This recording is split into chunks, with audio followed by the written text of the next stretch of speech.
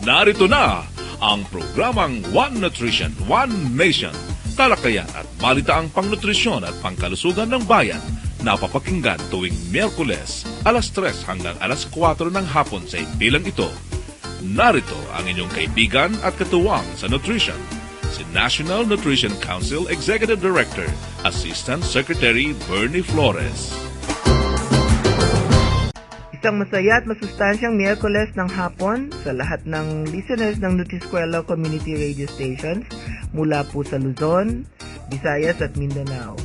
Si Asek Bernie Flores po ito, live mula sa tanggapan ng National Nutrition Council ng Department of Health sa Taguig City.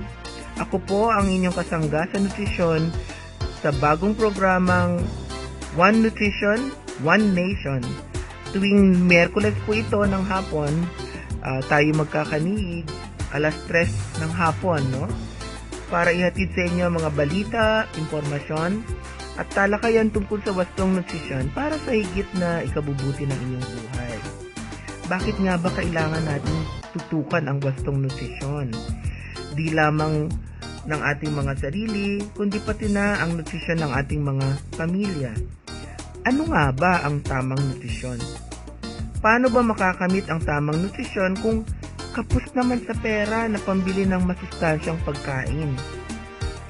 Ano ang ginagawa ng ating pamahalaan para matulungan ang ating mga kababayan na makamit ang wastong nutrisyon? At ano ba ang kinalaman ng wastong nutrisyon sa pag-unlad ng ating bansa? Naku, napakaraming tanong ano po. At alam kong marami pa kayong katanungan at lahat ng yan ay bibigyan natin ng kasagutan. Basta tumutok lamang kayo dito sa One Nutrition, One Nation. Sa aking pagbabalik, makikipagbalitaan tayo sa isa sa ating Nutriskwela Community Radio Station. One Nutrition, One Nation. Alam niyo ba na hindi lamang sa iisang pagkain nakukuha ang lahat ng sustansyang kailangan ng katawan? Kumain ng mga 3G foods. Ang Go Foods tagapagbigay lakas, ang Raw Foods tagapagbuo ng katawan, at Glow Foods tagapagsaayos ng katawan. Wastong nutrisyon. Alamin, gawin at palaganapin. Isang paaralang hatid ng National Nutrition Council ng Department of Health. One Nutrition, One Nation. Si Asek Bernie po muli, tulad ng nasabi ko kanina, ngayon ay kakausapin natin si Dr. Gloria Tuason, ang Assistant Station Manager ng Radyo Kailian 97.3 Community FM Radio sa Santa Maria, Ilocos Sur.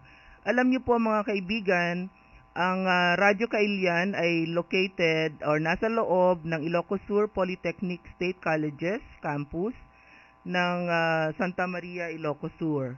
At ang atin pong Pangulo ng ISPSC ay si Dr. Rafael Kerubin at ang atin pong makakausap nga ngayong hapon ay si Dr. Gloria Tuason, ang Station Manager ng Assistant Station Manager ng Radyo Kailian. Naimbag nga malem, Dr. Tuason. Magandang hapon din po, Opo. at magandang hapon po sa lahat ng mga tagapakinig ng ating programang One Nutrition, One Nation.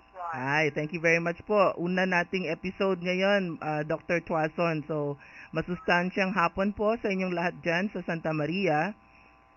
So, tanungin ko lang po para maintindihan naman at ma-visualize ng ating mga tagapakinig ng Radyo Kailian at itong ating One Nutrition, One Nation program ay ano po ba yung operations ng Radyo Kailian sa Ilocos Sur? Ilang oras kayo sa isang araw na nagbo-broadcast at gaano po ba kalawak yung nararating ng Radyo Kailian? Yes, ma'am. Ang Opo. Radyo Kailian po ay nag-ooperate for mula alas 6 ng umaga hanggang sa alas 8 ng gabi from Monday to Friday po. But on Saturdays and Sundays, magsa-sign on po tayo ng 6 o'clock in the morning and then 6 o'clock po ng hapon. At yes, ma'am. Opo. At base po sa resulta ng ating signal mapping, ma'am, mayroon tayong 6 na municipalities of Ilocos Sur na nararating ng ating istasyon. 6 pa po, maliban sa Santa Maria. Yes, ma'am. Oo, ano pong mga munisipyo po yan, Dr. Tuazon? Ang mga municipalities po na nararating ng ating radyo ay ang San Esteban, Santiago, Burgos, Narvacan, Santa, Nagbukel, Ilocosur at asam barangays po ng Bantay, Ilocosur at meron din po tayong 5 barangay pa ng Municipality of Pilar, Abra. Pati pala Abra, narating po ng radyo, Kalian. Yes, ma'am. Ay, very Meron po good. ang ating signal. Oo, so patataasin pa yata ng President Kerubin yung yung antena, dadagdagan pa yata. Nakahanap na yata ang ating station manager, ma'am, ng pondo na panggagalingan ng... Talaga upgrade naman. po ng ating Baka makarating sa Manila yan, Doc. Actually, ma'am, ang target po namin ay para marating po ang ating 6 na campuses ng ISTSC kasi po ang farthest campus natin ay nasa Cervantes, Ilocosur po. Cervantes, malayo yun. Malayo yun, ma'am, pero Opo. yun po ang target ng ating... Ano pa po station yung manager. 2 o 3 pang campuses, Cervantes, Santa Maria, tapos ano pa po?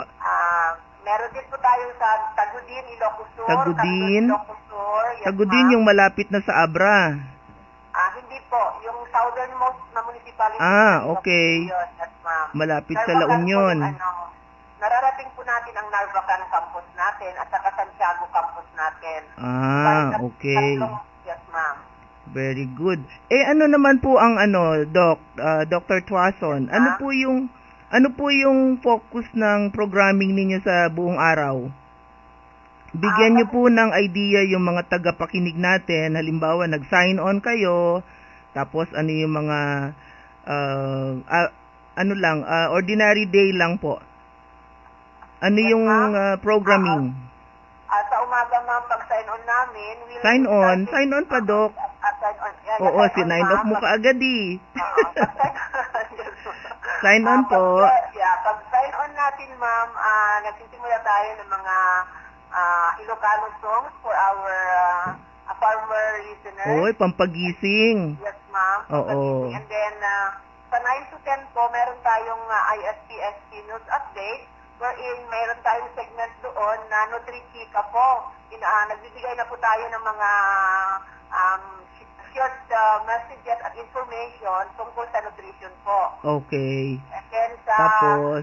Dahil po pinapakinggan daw po tayo dahil po sa mga magaganda nating music. So, parang FM operation din po tayo. Marami Opo. tayong music segments. And then sa 10 to 11 po, meron tayo yung every Friday, Salon Atken umili ng ating mga medical officers sa ISTSC. Sa health naman. At kasali po yung ating municipal health officer. Oo. Na-meet namin si Doktora. Ano po? Yes, ma'am. Oo. Si Dr. Barasi po. Oo. And then sa alas 3 to 3 to 4 po ng hapon, ito po yung naka-schedule talaga na oras yung nutrition natin. Oo. So, Monday to Friday po yun. Habang wala po yung ating online na programa na One Nutrition, One Nation, nakaupo po tayo, disseminating. Kayo naman. Oo. Yes, Kayo yes, on ma'am. board. Yes, ma'am. Opo. Tapos, pagkatapos ng inyong program, ang kasunod, Marami na mga lab coach and health coach na po ni DJ LQ. okay. Yes, yan po. Wow. So, ang dami nyo palang mga programang nakafocus sa nutrition sa isang araw.